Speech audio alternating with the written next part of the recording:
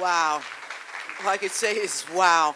We have we can take about 10 more minutes for questions if anyone has a question that you'd like to ask these young scholars.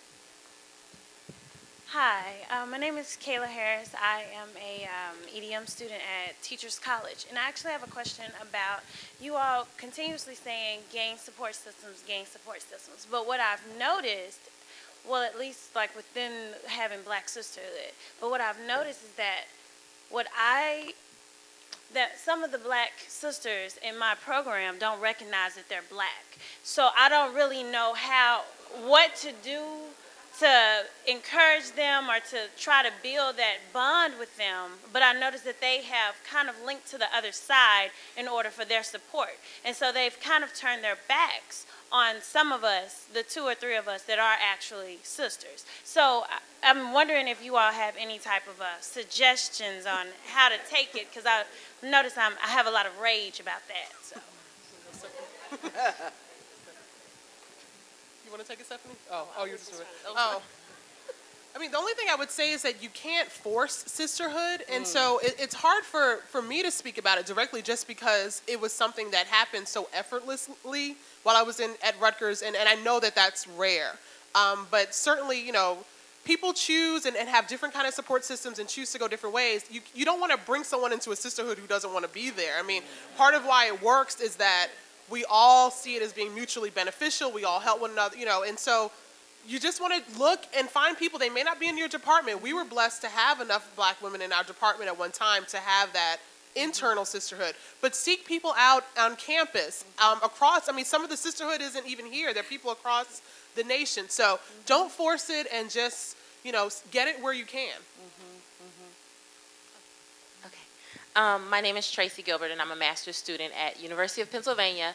I wanted to thank you all for this session. I think this is probably one of the best ones I've heard today, only because you did speak about the stress and some of the real personal things that you're going through academically, not even dealing with just, am I writing correctly or if I'm intellectually there, but, how do I deal with loneliness? How do I deal with just being depressed, when your family is miles away and that sort of thing? So my question is, I'm wondering if you could talk a little bit more about specific coping methods that you used when you were dealing with illness, when you're dealing with, different things. And you didn't talk about your relationship status, but I think about how many people, like, I've gone to school with that have their partners, but it's like, I'm by myself. And, there is nobody to go home and be like, baby, can you hold me while I'm, and I know there's a lot of people in this space, right? Because the statistics show that Black women, the higher we go up, the less likely we're going to be partnered up. So, I'd like to hear a little bit more about what advice you have for that, and then specific coping strategies that you have that get at that. Is this working? Yeah. Okay. I'll speak to that because I've moved. My friends did this game at my wedding shower, and I realized that I had lived in 17 cities. Ooh. So I think I can talk a little bit about coping when your rest of your family are really far. They're really far away. And one of the things that I found was that I had to get out of the house in whatever ways possible. So every place I moved, for me, I tried to find a church, and I would keep looking till I found one where I felt somewhat comfortable. I joined my alumni association where there was one, because sometimes I lived in small towns and there wasn't a group of women from Spelman. But when I could find them, I did. And I had, because I went to a women's college, I had no interest in being a sorority when I was in college. I kind of thought that was dumb at a women's college, no offense. But, but because I moved so much and I found that it was so hard to connect with people, I actually did, as a grad chapter, join a sorority. So, I just kept looking for ways. I was like, I'm not going to be lonely. I'm going to figure something out. To connect with other people. And so I think that's the thing is, don't just go to something one time and give up and feel like I'm just going to be isolated and by myself. Because almost anywhere, kind of, you can find at least 2 or 3 people, which I think will get you through if you've got, 2 or 3 people to help you get over. Good. Hey, I'm Nancy Boyd Franklin. I'm a professor here at Rutgers in Psych. And I have to say, you all just blew it out of the water. This was incredible.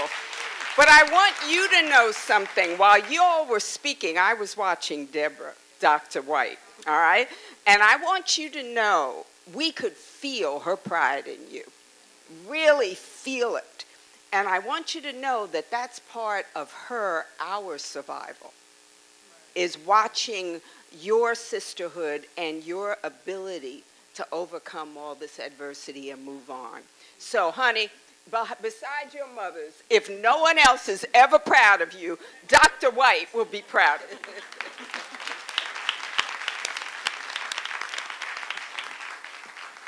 Can you guys hear me okay? My name is Delisha Pittman, and I'm a doctoral student, a first-year doctoral student at the University of Georgia. Really just trying to survive this semester. But my question is really about sort of the flaming hoops in the process. I mean, coming into the process that, you know, you have to be autonomous, and you need to be a self-starter, and they tell you all these things, and then you get there, and you're self-starting, and you're autonomous, and you're sort of blazing your own trail, but then they're like, whoa, we didn't say you could do that. So really my question is, how much would you recommend sort of blazing your own trail, creating a hostile environment when it's really sort of going to take you in the direction that you want your career to go? Does that make sense? When you say blazing your own trail, do you mean in terms of the research you're choosing to pursue? I just want to make sure that I understand before I answer. Sure. I'm a counseling psychology doctoral student, so we have clinical experience that we need to get. And as a second year, it's really uncharacteristic for students to go outside of the college counseling setting. I have zero desire to counsel college students, zero. So. And I'm very well aware of this, and they really sort of want us to have this generalist training, but I didn't come to a doctoral program to be a generalist psychologist. That's really not what I want. And I think I've been very explicit about that, but it's not going over so well. So I'm not sure how much to push the envelope and create a ripple effect, because I need these people to write me letters of recommendation and sign off on my dissertation and let me pass comp, sort of a thing. So with all of that in mind, I'm hesitant to sort of give up what it is that I want out of the program, but at the same time, hesitant to push the envelope.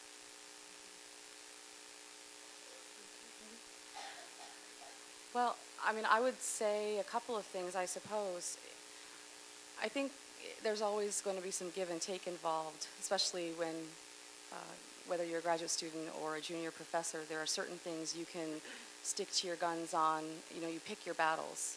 And then there are other things that you're willing to concede or compromise on because they may not be as important in the long run. But if this is something that is truly important for you in terms of, you know, keeping your voice and making sure that you are doing the things that you feel called to do, then even if it, I mean, if you can find even one professor or one mentor who will back you up and who will support you, then I think that it's, you know, for that, I think if that's a battle worth fighting, but you have to decide how important that is for you, and if it is really, it sounds like it's very important to you. And so I would say there are many things along the way that I was willing to sort of compromise on, but there were a few things I weren't. That would be the pain medication kicking in. Sorry. That I wasn't willing to compromise. And I think one of those things was the fact that I love 18th and 19th century history, and no matter how many people attempted to dissuade me from it and tell me that I should do 20th century, I just couldn't do it because it wasn't where my heart was, it wasn't where my passion was. I didn't get excited about it. I really wanted to look at black women, you know, in the earlier periods, even though I knew the work was going to be much more difficult in some respects because of the sources. And so that was one thing that I stuck to my guns on, even though there were a lot of people who kind of looked at me and said, oh, well, you know, you'll regret it later. And I said, well, maybe I will, but this is something I have to do. So. I just wanted to add, because my undergrad advisor's telling me to share this, but I think to add to what Amrita said, you do have to think about what's most important to you, but you also might have to think about going someplace where you can get what you need. And I left someplace else to come to Rutgers, and it ended up being the greatest decision, even though it was really frightening to leave one PhD program, and then you never know what might happen.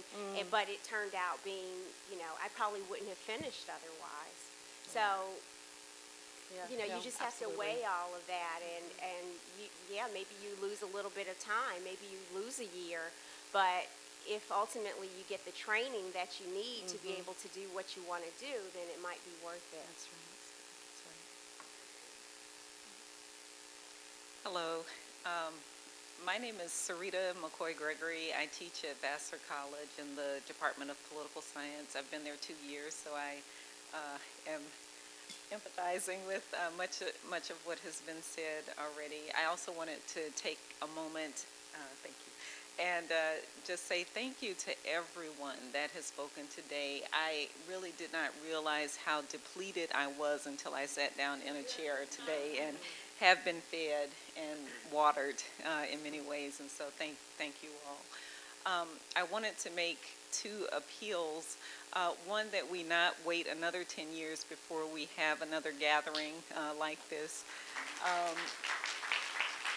And the other appeal is that we expand the participants to include people from liberal arts colleges so that they can also share their experiences, both because of the emphasis that's placed on teaching in the liberal arts colleges, but also to give graduate students and undergraduate students another vantage, something else that they can look towards in terms of their future career trajectories. So having said that, I wanted to ask you, each of the panelists, to speak more about what goes on with you in the classroom. You mentioned some of the experiences that you've had. I recently gave a midterm evaluation to my students just to check in to see how things are going. As I said, I'm in my 2nd year, and so I'm still kind of learning and feeling my way through. But one of the things that came out in the midterm evaluations is that I try to teach with, I'm not a lecturer, so I try to create a democratic space where students feel comfortable participating and they speak.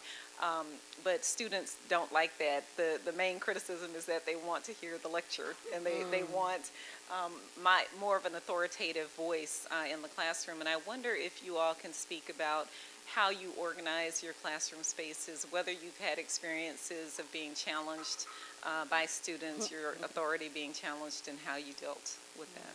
Thank you. Just briefly, because we're running out of time, I know folks want to go and at the reception, but I think one of the biggest struggles with teaching, and I'm teaching at a large research institution and having really large classes to negotiate, was for me in the very beginning, I think I didn't believe that I deserved to be there first. That a lot of it for me in the classroom and management was the point at which I was like, no, I am supposed to be here. I am the authority here. And I was always afraid my first year that a student would ask me a question and I wouldn't know the answer to it. And I lived in fear of that. But that happens. That's part of it. I'm much more comfortable myself now being able to say, you know what, I don't know something, and that's okay. So I think part of it is the intimidation factor, but also just being secure in ourselves that, no, we deserve to be there, we should be there.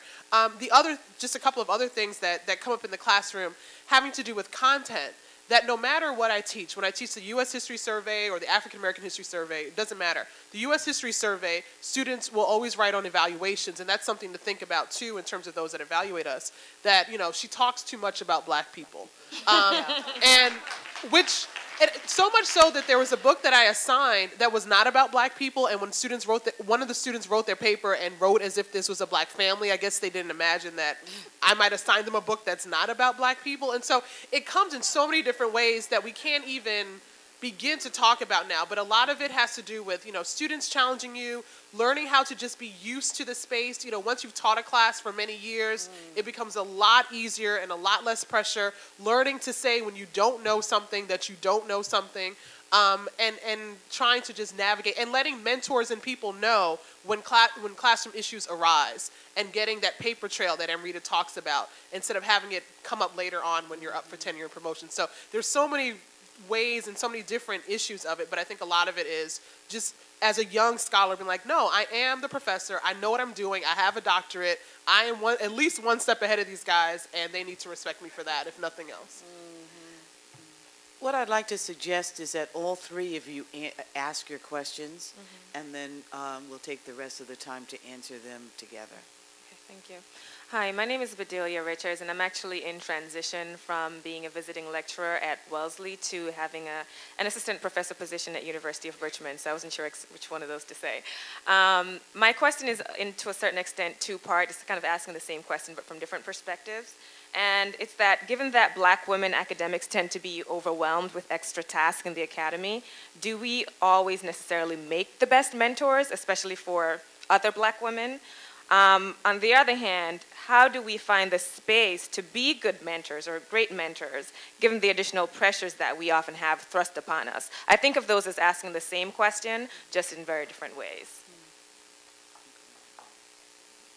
Hi there, I'm Tara Bynum, and I'm starting or in the midst of my second semester, the second semester of my first year at Towson University. And I really didn't have a question. I just wanted to say thank you, because I have never had the opportunity to work with Black women, at least not in graduate school. So it's not often that I get to hear stories told by Black women ever. And I also wanted to add one of my revelations to all of the fantastic ones that you offered, and it's not to sell yourself short. I think that I had no idea that my CV was good until after I got the job. It had never been kind of put in perspective with other people's CVs as well. So thank you. Hi there, I'm Denise McLurkin. I'm assistant professor at City College in Harlem in education. And what I wanted to say, at first it was going to be a question, but since your mentor / mama is sitting up there and she's all proud, I'll make it a comment instead. For my own experience, what I found was that my committee and my advisors and my mentors, they mentored me to get through my classes, to get through my prelims, to get through my dissertation, but where it really fell off was moving that dissertation to now articles, moving now to scholarship. And so just to encourage those of you who are in your graduate programs, publish while you are in your programs. Find a mentor who is willing to take the time to really walk you through that process, because I feel like I'm in my third year and I'm just working out the kinks, just trying to figure out, it feels like it's all new to me, just trying to read enough journals to see how to write an article that doesn't look like a dissertation. Hi, thank you so much for a wonderful panel. I'm Sasha Turno, and I'm a postdoc here at Rutgers. I have two sort of questions. I'm not sure if you're able to answer my first question or my first issue. And this is sort of, there's a sense of isolation that I feel, not necessarily as a Black American, because I'm Jamaican and I studied in England and then I've moved here. And there are points at which I don't feel like I'm Black enough or I'm an American enough. And so you don't fit in to a lot of the discussions that are taking place and a lot of discussions of race.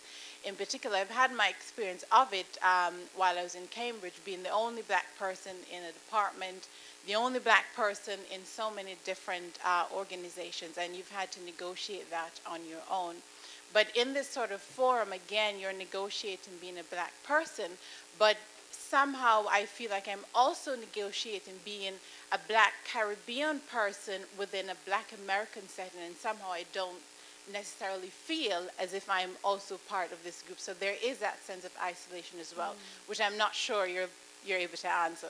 But my second point is sort of building on the person before me who asked about moving from the dissertation stage into publication, moving, negotiating with publishers, and sort of getting from the dissertation and moving into articles and moving into books, if you have any sort of advice on that. Thank you. Since we're almost out of time, I would going to take the prerogative of the chair here. And let me just say, there are just a couple of things I want to say, and I want to get it in because I see the chair of our department is here, and I want to make sure that he hears what I have to say.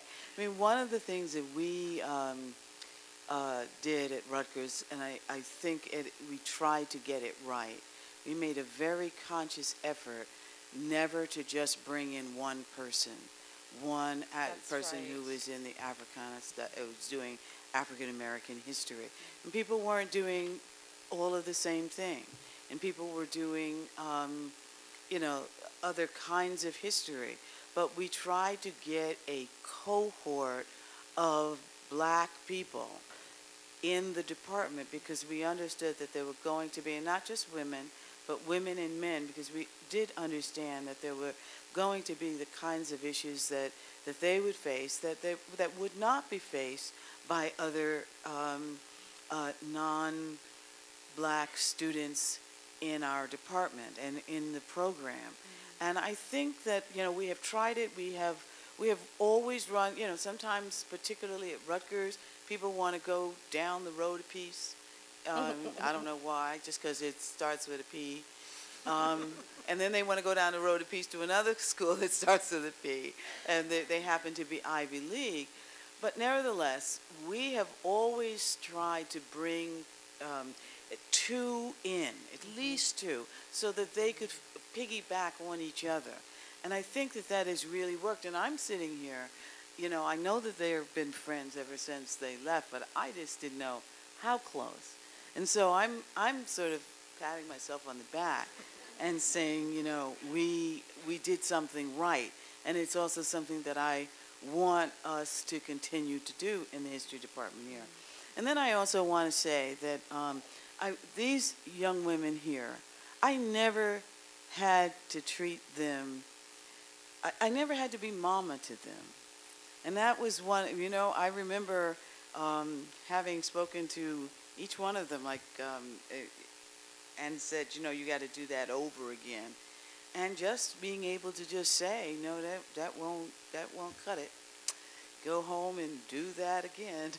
and having them, I didn't know you went home and lost it for a while. I didn't tell you that. But I do think that it is the case that very frequently as mentors, as African American women in a department, that we often wind up being mamas to people, and this isn't really what we want. We want to be mentors, and that's something that I draw the line at. And unfortunately, I mean, I've run into problems lots of times with students, but I have to say, never with these students. They just took their crying home and did it on their own. And the other thing that I think that I try to do as a mentor, and that is to try to continue to mentor. And it's like I don't feel that my job ends once they are in the university. I do believe that, you know, one has to continue to write letters, to offer advice, to do to make the kinds of phone calls, if necessary, that one just has to make. So, you know, it's 6:30, and we've been here since 9, and I just want to thank you all for coming and for making this first day a success.